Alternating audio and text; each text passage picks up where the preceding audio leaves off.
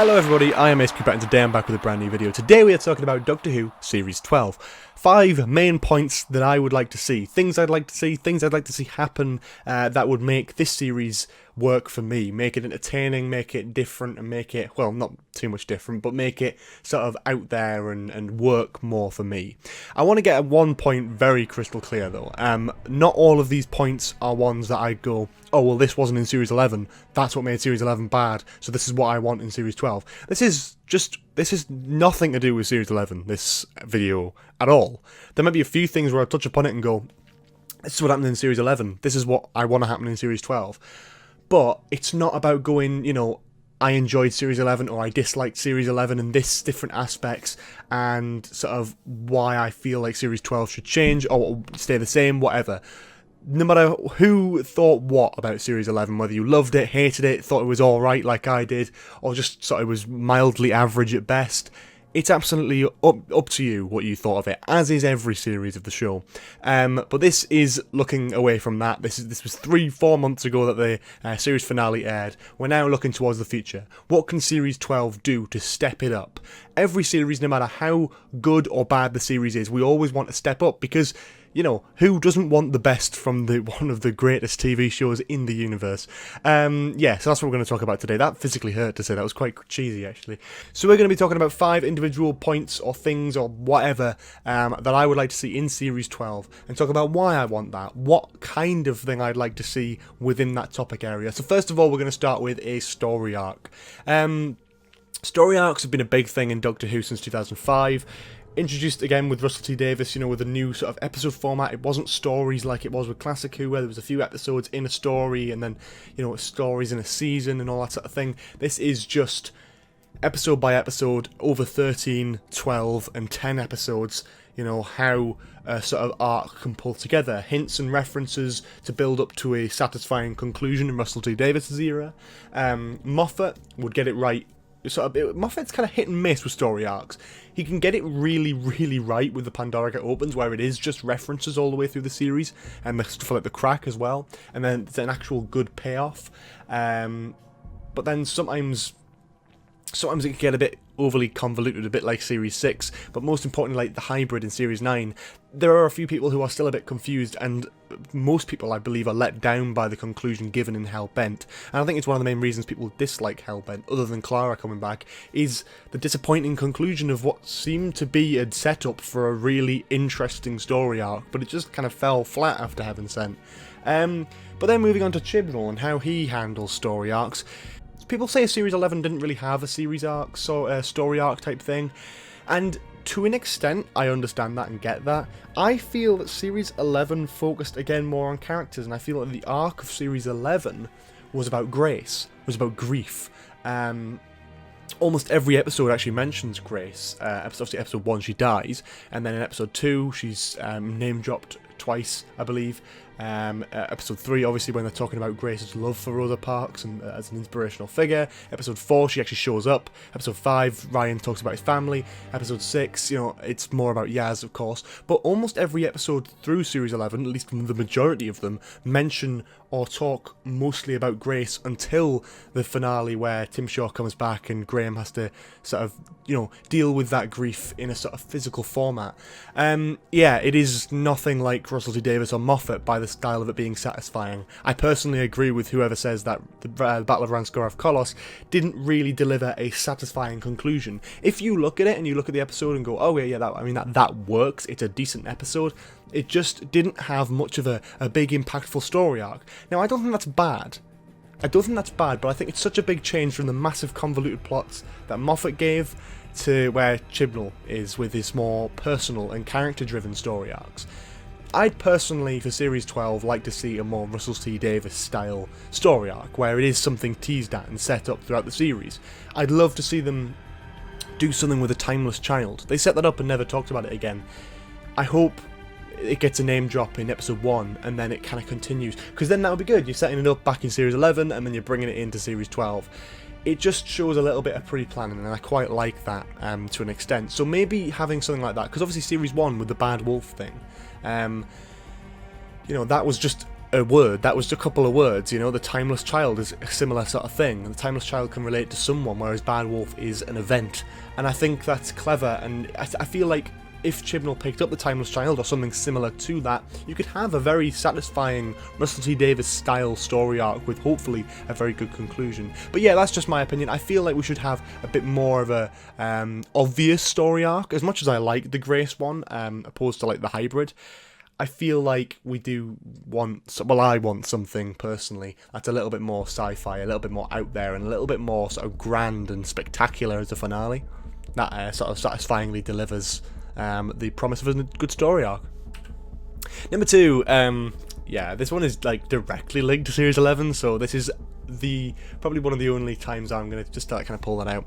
In Series 11, Yasmin Khan, I mean, I really want to like her, and I love Mandip Gill and the character. I love the passion that goes into it, and I love the communication with, you know, fans online and all that sort of thing. And I think that there were aspects in this, in the last series, that she did shine through, and she was dead interesting, and she was, you know, she was important, and she was good, and I liked her, in especially Demons of the Punjab, because that was an episode focused around her family.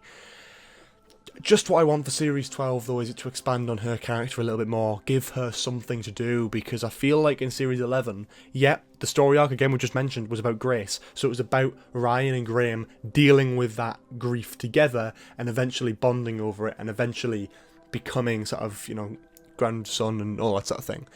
But nothing was done with Yaz, which makes me consider, could the series have been the same without Yaz, other than Demons of the Punjab? And I feel like it probably could, a little bit. So that is a bit upsetting, and I wish I couldn't say that, because I really want to like Yaz Khan. I just feel like she needs more to do, and I'm hoping Series 12 will deliver on that. Now, I believe at the screening for Resolution, it was talked about that Yaz will be getting more to do in Series 12, as in her own story arc and her own story to sort of deal with, which would be great, because I do want to see more. I want to see every companion and main character in the Doctor Who series to have and feel like they are actual people who have been fleshed out and have stuff to do. And I just feel like she's mostly background at the moment, and I really don't want that. I really want her to have a story, something nice to do, something fun to do. You know, again, I liked her in Series 11, but it wasn't enough for me to go, you know, there's no way you can compare her to like Bill or Donna, or like, I mean, even like Rose, and I don't even like Rose, so even comparing that, it's like, you just don't feel much there. So yeah, it would be nice to see more of Yaz in Series 12, and hopefully expand on her character, where it feels more satisfying then to go back and watch Series 11 and go, oh, okay, yeah, so now I understand the character from Series 12, I quite like her inclusion in Series 11. The third point I want to make is the companion departure. This is a bit of an odd one. A lot of people might disagree with me on this one, and that's absolutely fine. You don't have to agree with me. This is just my list of my things that I think the show could sort of pick up and change, and I feel like this is one of them.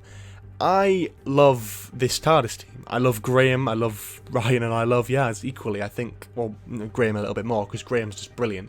But I feel like something about this TARDIS team is great, but I feel like by the end of Series 12, that's 21, 22 episodes we're talking now, I think that might be time for one or even two of the companions to depart from the TARDIS.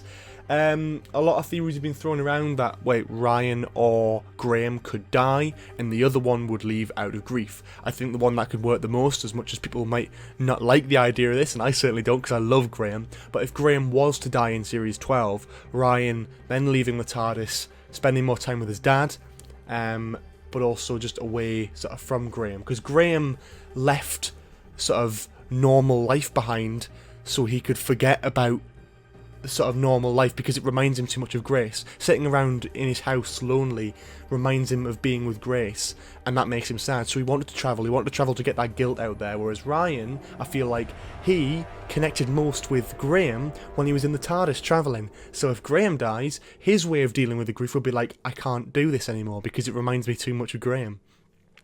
And that sets it up for a sort of, and that would be my idea of how to go about it, because it's a nice kind of parallel in that sense. As much as I wouldn't want Graham to die, I would love to see him back again in the future, like kind of like a Wilf character, if you know what I mean.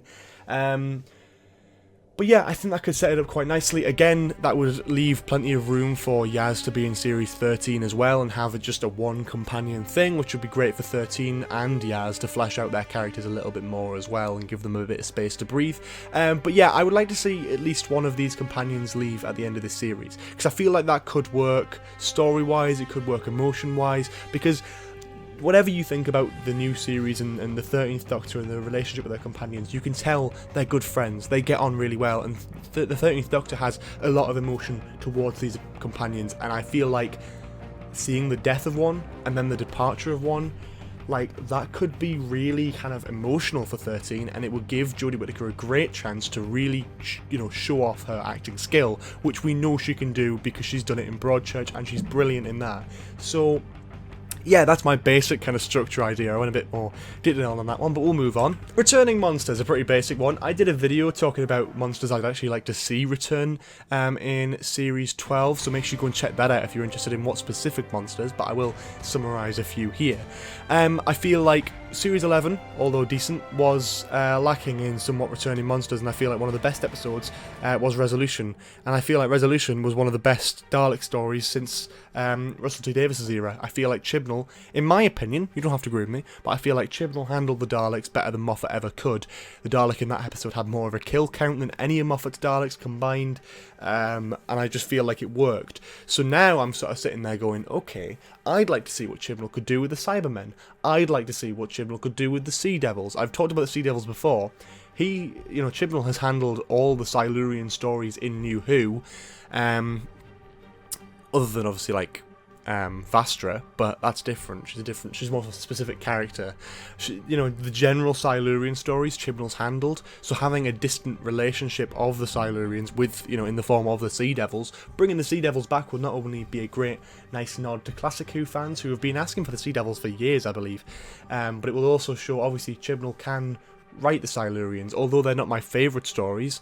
That's not necessarily down to the writing. I think they've always been pretty solid, and it's clear to see Chibnall understands the character of the Silurians, so I feel like he probably understands the character of the Sea Devils as well, so that'll be interesting to see back. Of course, the Cybermen is always one that's picked up. I feel like it would be great to see a new version of the Cybermen. Again, we've done a video talking about should the Cybermen be redesigned, where I summarise pretty much yes, so go check that video out on the channel.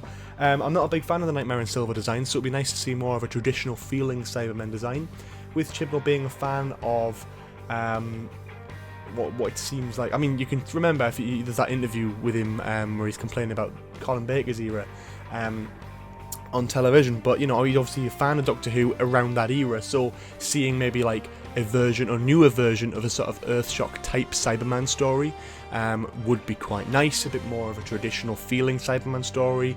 Link back to the sort of body horror aspects like Moffat's, cleverly did in his final story, and stuff like that. It would be quite interesting to see. But yeah, I wouldn't mind seeing some returning monsters, as I feel like that could pad out the series quite nicely and give a little bit more to fans who are desperate for any sort of reference or callback. And as someone who absolutely adores Resolution, this is the most exciting prospect for me.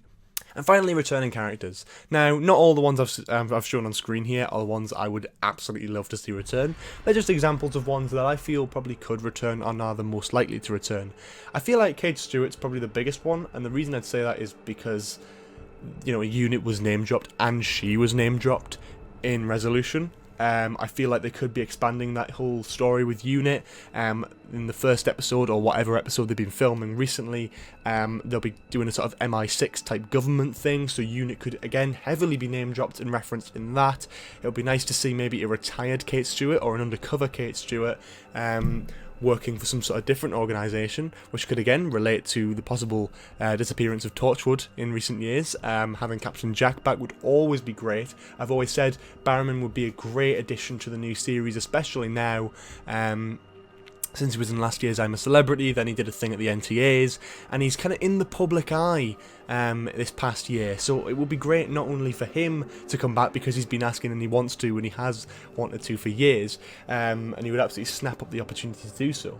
Not only that, but Chibnall obviously worked on Torchwood, so it'd be great for Chibnall to write for that character again. It'd be great for John Barrowman, who wants to come back to the show, and it'll also be great for Doctor Who as a show, because you're bringing in someone again who's been talked about in the public eye at the moment, doing loads of different things. He's been on Good Morning Britain. I'm sure he did a temporary hosting job there for a couple of days or so, and all that sort of stuff. He's done loads of stuff recently, and I believe he's doing more TV show hosts, and since he was on I'm a Celebrity, he's appearing in a lot more stuff in the UK, again, back in the public eye. That'll be great for the TV show as well. And of course I got in the background there Ace as well, who's been recently snapped up in the Class Big Finishers, so it'd be nice to maybe see her back, or maybe any other classic returning companion. Russell T Davies did absolute wonders with Sarah Jane Smith and Joe Grant, so it would be interesting to see maybe a different classic companion show up, occasionally.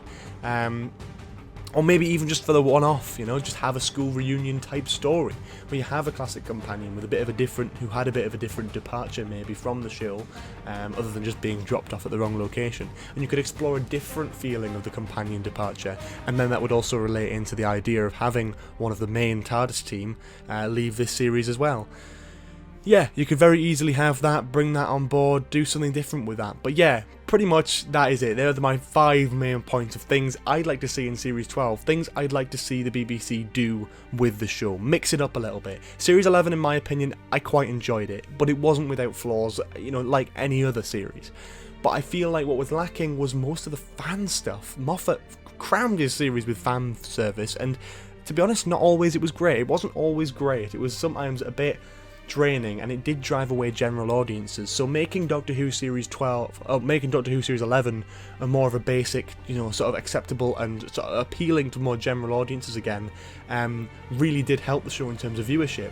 But I feel like now you got more viewers back on, let's have a little bit more stuff for fans. Resolution was a hit, it really worked, and classic monsters, classic characters, or returning characters, returning monsters, that sort of thing, alongside a few little minor tweaks to the sort of characterization of some people, and obviously the story as well, would be amazing. That's all I feel like we need in Series 12 to bump it up above Series 11. I just want it to improve. I don't want it to decline, because if Series 12 is more divisive in the fan base than Series 11, it's going to be even harder to make videos and have any sort of opinion without it being shot down instantly. And I know that's sort of my minor little bit of whining, but I don't do it enough, and I feel like it's just a sort of prime example of, I didn't mind Series 11, but that doesn't mean that I'm a sort of BBC cuck.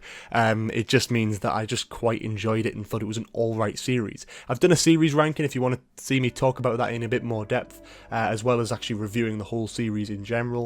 But yeah, it's definitely in the lower half, so it would be nice to see a Chibnall series make it into my top half of sort of series rankings. So in the top 6, top 5, that would be quite nice. But yeah. But on that note, I feel like I've rambled on way too long, so tell me what you want to see in Series 12. What's the main thing you want to see in Series 12 of Doctor Who?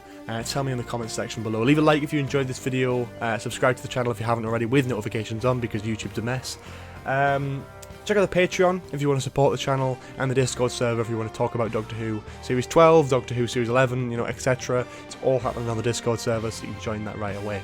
Anyway, I will see you all next time. Have a lovely day. Bye bye!